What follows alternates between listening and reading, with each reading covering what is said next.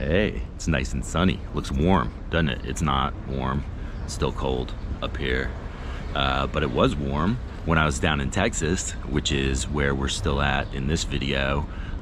Still in Austin. Did shows at the Velveeta Room and at the Creek with Dan. And of course, didn't get any video of that either because I'm selfish and was too busy having fun. But Joe the Swisher did show up and took some pictures. Check that out. Yeah, hey, that chin is a problem. Anyway, and then Dan stuck around for an extra day, so took him and Ray to see my buddy Stephan, who was one of the main designers at Grav Labs, and then he busted off and now he's doing his own thing. And I hadn't seen his new workshop yet, so we swung by to see that. And Stephan's dope, man. He makes bongs, mugs, shot glasses, pipes, whatever you need. And then we lucked out because we showed up right before a client came to pick up a custom piece that he did with another artist, and so we got to see that. Check that out. That's gnarly. Okay, but anyway, enjoy. Holy. That's incredible. The glass is heated and it sticks. Like, how does it? Like, how do you fix? Like, is it kind of like welding where you've got a glass rod and you're just filling the gaps with that glass? Yeah, it's kind of like it's closer to, it's a lot more fabrication, a lot more welding like. Welding, okay. That's a good combo. More like brazing almost, you know. Okay. Stuff, right? Yeah.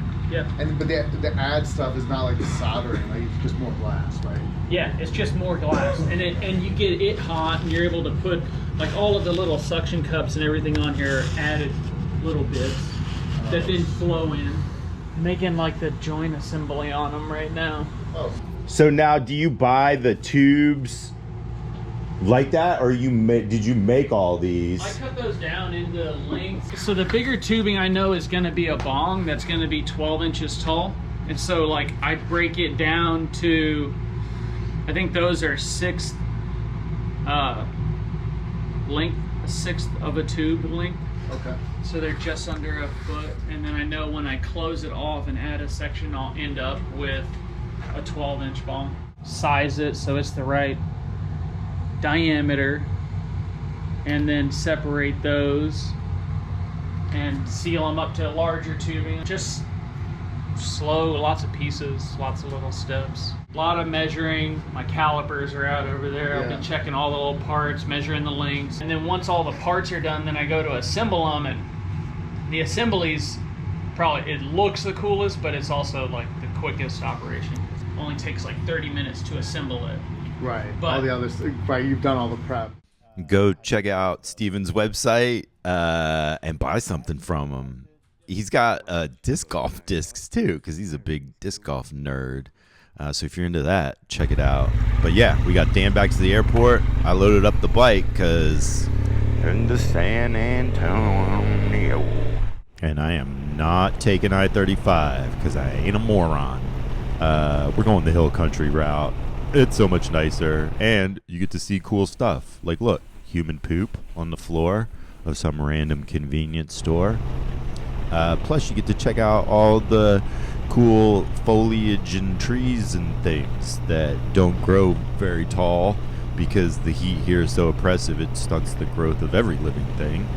But a little history about the hill country.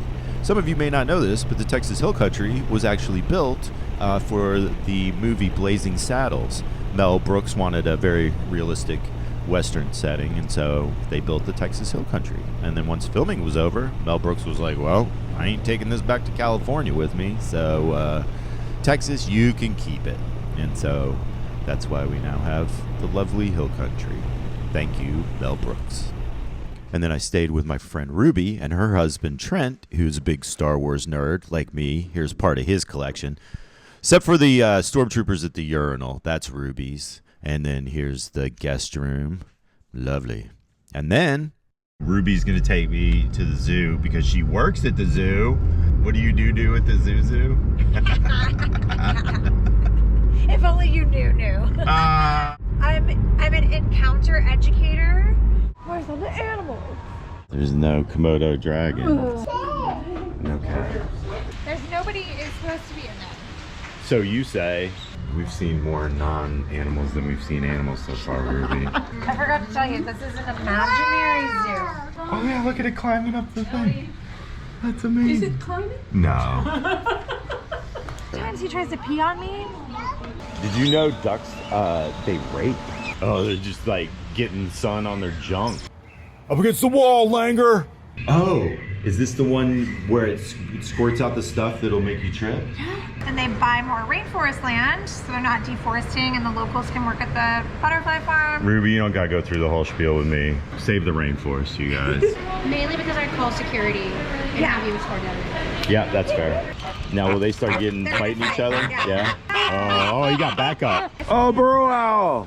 Everybody knows that a burrow owl lives in a hole in the ground. Why the heck do you think they call it a burrow owl anyway? Wow, it's so soft. Do you want some too? Look at these little hands. No? Yeah, that's about my average, 50-50 with petting ladies. Ruby brought me to see the tigers. So cool, Ruby. Yeah! Well, now this is what rhinos do in the wild when nobody's Yes, looking. yeah. I wish this thing would pee. Pee. Y'all please give a very warm welcome to Trey Galyon! Welcome to the basement of the Magic Time Machine, where your waiter could maybe kind of a little bit look like Indiana Jones if you squint, and then he's still like, a little more like Ohio Jones, I think. I love San Antonio. This is one of my favorite cities in Texas. Yeah, it's Mexico, just a little bit safer. I have two friends, though, that are grandparents now, which that says a little more about their bad parenting, I think, than us being of grandparent age. Well, don't raise a boy next time, huh? How about that? One of my friend's kids called me a boomer the other day. Yeah, jabbed her right in the throat. Everyone knows. You see in the karate movies. Las Películas de Karate. Ted Cruz again, you guys voted for him again. The least Texas dude, that's the guy that you want representing you to the rest of the country. If you just showed a picture of Ted Cruz to anybody and you were like, where's this guy from? And they'd be like, I don't know, wherever tarts are from. Not Texas. And that's the guy. He's a wiener. Like, I don't care how smart and progressive you think your 5-year-old is. Yeah, give me 10 minutes with him. Pretty sure I can convince him that when you don't pick a scab, this is what happens. If you don't pick a scab, just leave it alone. The skin will cover over it, and then the scab travels all the way up your body to your nose and turns into a booger.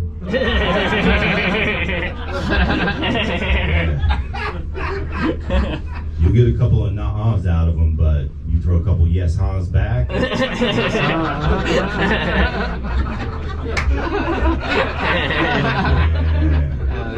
My parents work for Jesus. Yeah, not the Joel Osteen Jesus, though. They work for the one that loves everybody and doesn't pay very well. Molesting kids is the least worst thing the Catholic Church has ever done. They were the only ones that were happy when the Nazis killed all those Jews, you know? They were like, well, thank goodness they took the heat for that, because that was definitely on our list, you guys. Right under get everybody's money.